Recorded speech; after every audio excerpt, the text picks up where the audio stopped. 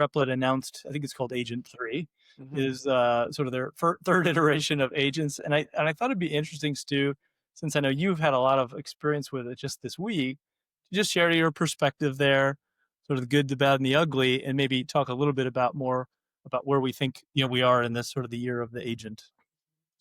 Yeah, Replit's a good example where I think there's this report out by METR, I think, that had the stat going around for a while that says the amount of autonomous time that an agent can work keeps increasing on a non-linear Mm, level, right? So basically every 4 to 6 months, it's doubling, meaning an agent, that maybe last 4 months ago could have worked 20 minutes autonomously can now work 40 minutes autonomously with some sort of hit.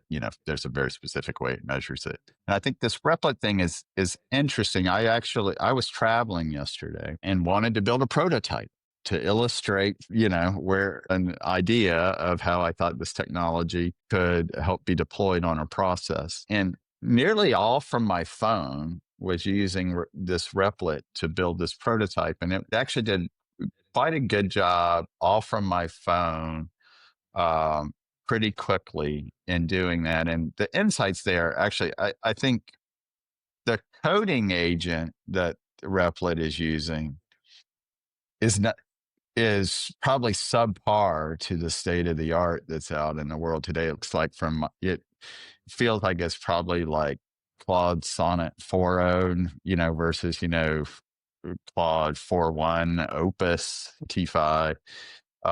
Had some kind of flaws a few times where I had to yell at it and get it in line. So it's not that the coding agent was that superior, but what makes it able to run autonomously and work faster at the end of the day is ultimately its integration with everything else. And so for those that don't know, Replit is a tool where you can build projects, but it's all inside of its own containerized environment. And it's really cool too, because that means you can deploy to production right from there. You can go straight, have a working web app with a URL all from this app really quickly.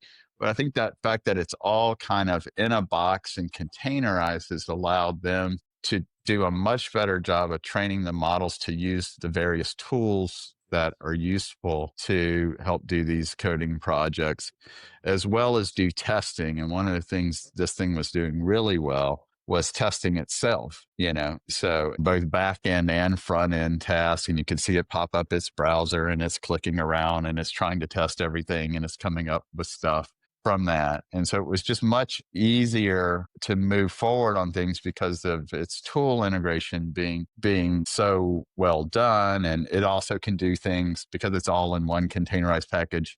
It can say like, hey, if I'm creating a database by default, unless I'm asked for something else, it's going to be a Postgres database and I'm going to do it in this way, right? I've got my standards of how I'm going to do it.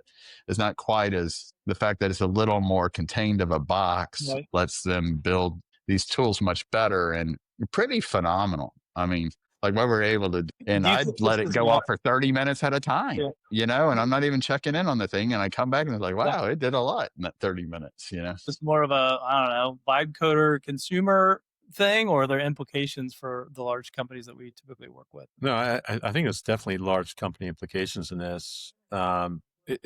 This being, I would say the agentic, Don't take long running Yeah. agent movement. Um, if we're just stepping back and say, how's it going this year?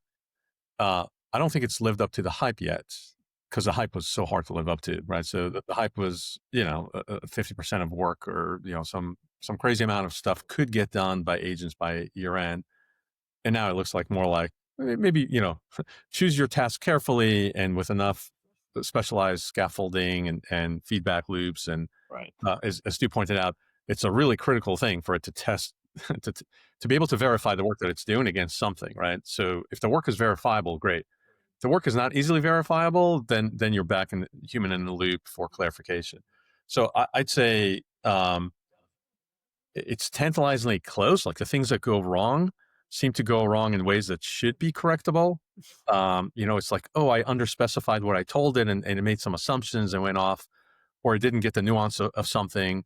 But honestly, if there was, an intern on the other side of that, or even, a coworker, most of the time they need some clarification also. They're just probably Right. smarter at knowing when they need clarification as opposed to trying to please you because they've been Mhm. reinforcement learning that told them you should keep going and, and go, here's the most likely way you should keep going, right? Like the agent just wants to go do the work. It doesn't want to stop. Yeah. It's sort of reinforcing that direction. So, so it's not quite, so I'd say today's models aren't quite smart enough for that. And then therefore you have to build a considerable amount of scaffolding to keep them on track.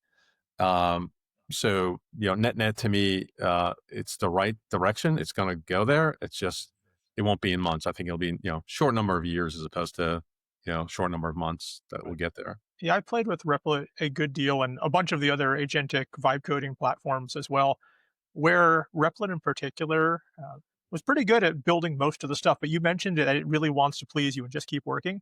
And that got me in so much trouble because it needed to reach out and hit these APIs and it wasn't able to like authenticate to them properly. So, I kept trying to get it to debug that process. And after like 4 tries, it mocked up the data. It didn't tell me it was mocking it up. It was like, okay, I got us through the step. Yeah, that's a See, Claude here's thing. result. And I'm just That's like, Claude no, loves no, doing that. no. Yeah. Yeah, No, I love when, that's oh, wait, the Claude model. I actually Yeah, have in my cursor rules, yeah, it says never use mock data for yeah. yep, anything unless I very explicitly ask you to do No, it the because thing I love best is when it has unit tests that it has to pass, and then yeah, it's the number. It's like, well, I yeah, couldn't quite get it to work, so I'll just I'll tell you the right answer yeah. is this. I'll just plug that in. We're yeah. now That past. that part, I'm just like, oh man. So I have that same rule, right? I'm like, never mock up data. I Yeah. wonder. I'm kind of curious now, like how many of us put that rule in, and if enough of us do it, can we get it to stop doing that? I know I I'm was sure Well, it reading a will. report that I'm both sure. Yeah. no, I Anthropic think and OpenAI wanted cursor data. They're like, please yeah. sell us your data because they just want to see what are people actually doing. Right, right. No, there's pretty good. I forget where I read this now, but there's recent papers and lots of documentation showing that the problem is in the reinforcement learning where Mhm. we train it to go do things that create results as opposed to saying, oh, this is ambiguous. I need Mhm. clarification. Right. All the reward signals on the did you solve it or didn't you solve it? Right. It's more like a binary. Yeah, And if that you was didn't solve it, an you're correct. OpenAI paper Yeah, that yeah, that's was right. Yeah, So released this they week give was on this. an Yeah. analogy of a multiple choice question where Right. if you don't guess, you're getting zero. If you Right. guess, on a Yeah. four, maybe you have a 25% yeah, chance of guessing right. So the models are always rewarded for guessing, basically, in those yeah. scenarios, and feels like there's techniques that are now on the reinforced side that are going to bring it back in line. So we'll see. I feel like there's an answer to this problem. Mhm. It's maybe just not, wasn't the easiest thing to solve or the next thing to solve yet. But yeah, I have no doubt that we'll get there.